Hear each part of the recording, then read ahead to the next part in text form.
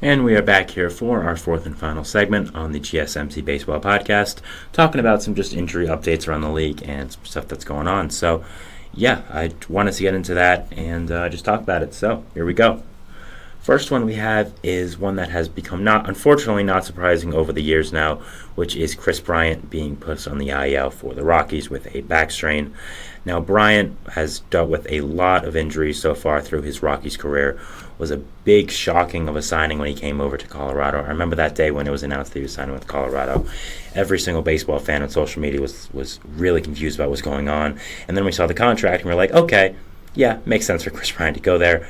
I mean, the contract was just abysmal in an overpayment. They were really just desperate to get another star player on the team after trading Chris Bryant, after trading Nolan Arenado and losing Trevor Story. So it made sense in that way. But yeah, I pretty much knew Chris Bryant's contract would not turn out well with whatever team he landed with.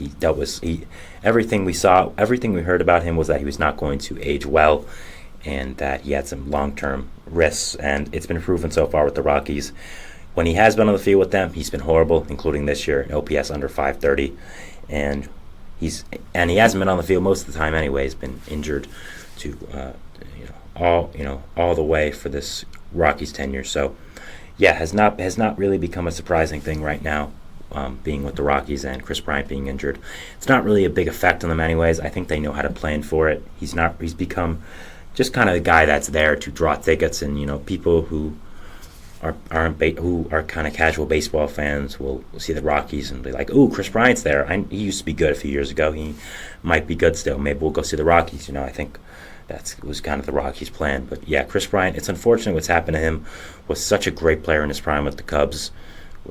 Was solid with that tenure coming over to the Giants, and just really unfortunate how his career has kind of fizzled out with the Rockies, and he's kind of been plagued to irrelevancy with this franchise. So, I mean, he did sign there. And believe me, he's making a lot of money, more money than I think me and everyone who's listening and watching this will ever see in their lifetime. So it's not all bad, but he was such a great player in his prime. I think was destined for the Hall of Fame, and just all that has really crumbled apart. So it's unfortunate how his career has gone so far and what's happened with him, but that's sports, and you never know what's going to happen with people. So yeah. Next, we have the Arizona Diamondbacks. We talked about it before in the other segment, just previewing it a little bit, which was the Diamondbacks placing Eduardo Rodriguez on the 60-day IL with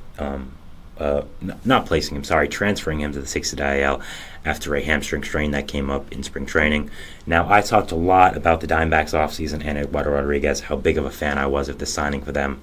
I thought Erod made them such a great rotation and was really, really solid. So I loved this signing. I thought it was a great move by them. But unfortunately, we have not seen him play yet, and he is now being moved to the 60-day IL because he had a setback in his rehab with elbow soreness. So I think Eduardo is going to be a really big part of this Diamondbacks team. I don't think he's not going to be still. I really think he is going to be. But it is lucky now that you did sign Jordan Montgomery because you have Eduardo Rodriguez being placed in the 6th IL. But yeah, it's just been unfortunate what did happen. Kind of a freak injury during spring training, and then hurting your elbow during the rehab is also unfortunate. But the Diamondbacks have a lot of pitching depth. Montgomery, Kelly, you have Gallen, you have Brandon Pfaadt. You have guys coming back like Drew Jamison. Not sure. Dre Jamison will probably be next year, but still a guy that is in the wings. The Diamondbacks did select Logan Allen, who I think is a solid depth pitcher. I'd hope he isn't making more than one or two starts for them. That's really all you can hope for. I'd also hope he's more of a depth guy or long relief guy to the bullpen. But when you have Eduardo Rodriguez getting hurt, a guy you signed to be your third starter, I think it is. You do have to do some things you might want to do, and it is unfortunate what happens. So, yeah. Definitely watching Rodriguez and how he comes back with the Diamondbacks. Again, I love the signing. Thought it was a great move. I thought the Diamondbacks had a great offseason and was really propelled by this. So, yeah, just unfortunate what's happened with Eduardo Rodriguez so far. And I think that this is a guy that Diamondbacks need back, especially during the playoff times. I think that when he does come back during the playoffs, this rotation is just going to be absolutely phenomenal with that lineup as well. This is going to be a really tough team to play, really tough team to beat, and just something I'm watching as the season does go on. And yeah, just something I'm really interested in. Again, I thought the Rodriguez signing was great. I thought it was an amazing move by the Diamondbacks to add on to this young team. I think a lot of teams should have been doing what the Diamondbacks were, which is a young team that saw their window open a year before, maybe a year before they thought they would be good, making it, of course, all the way to the World Series with that incredible run. They saw, okay, you know what? We thought maybe next year would be the time to add and spend a lot of money. No, this is the time. And they added Eduardo Rodriguez. They added a Eugenio Suarez. They added Jock Peterson, Randall Grichuk, Jordan Montgomery. So just a great move, great job by them to recognize that and wanting to win. That was the big thing, wanting to win. A lot of teams nowadays, they don't want to win.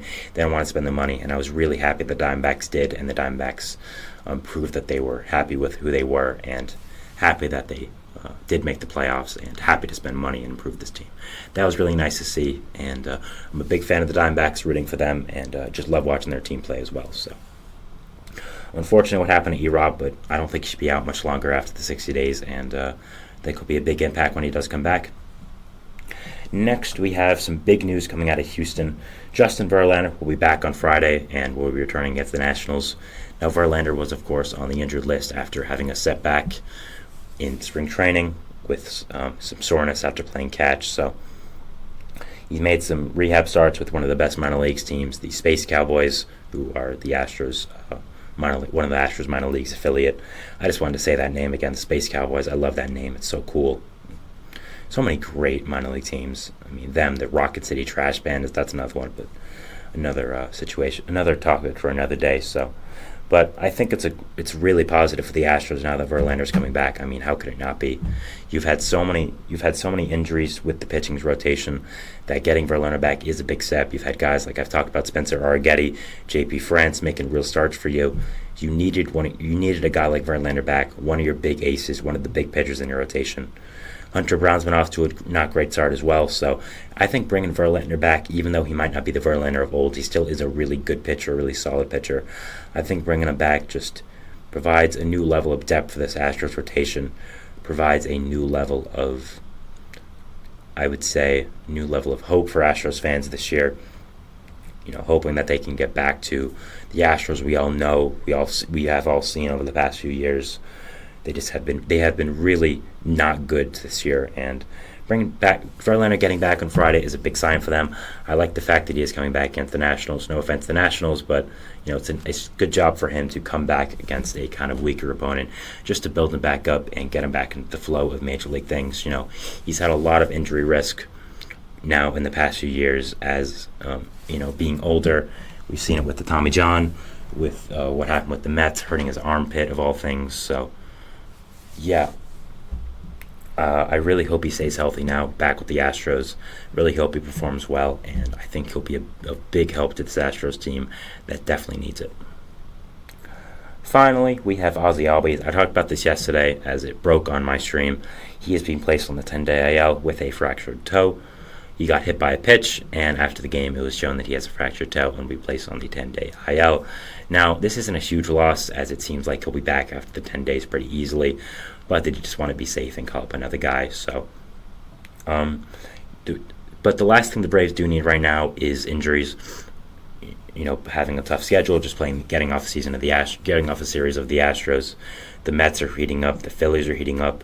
You can't really deal with injuries right now, especially when you just had one of your better players get hurt in Strider. So things might be getting a little tough in Atlanta right now. It might be getting a little tense. You might be thinking, are we going to lose first place soon to the Mets of the Braves, to the Mets of the Phillies?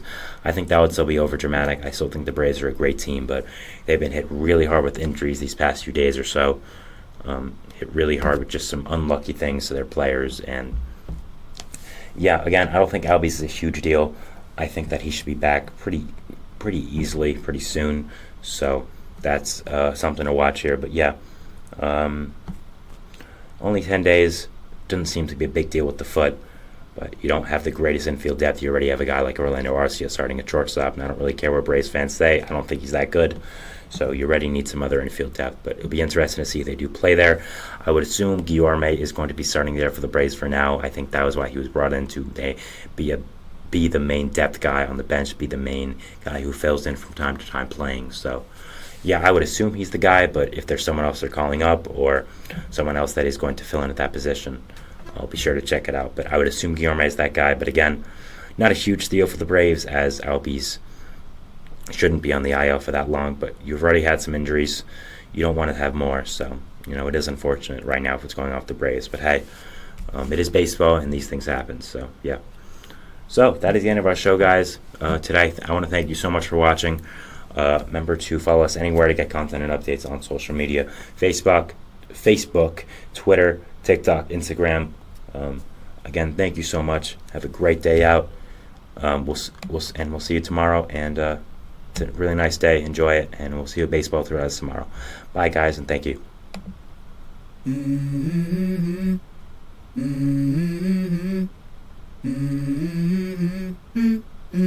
Let's go. I wake up to a little bit of drool on my pillow, feel like it's gonna be a bad day. Yeah, I'm tired of shit, and the coffee ain't hit yet, damn, ain't that great. I don't wanna go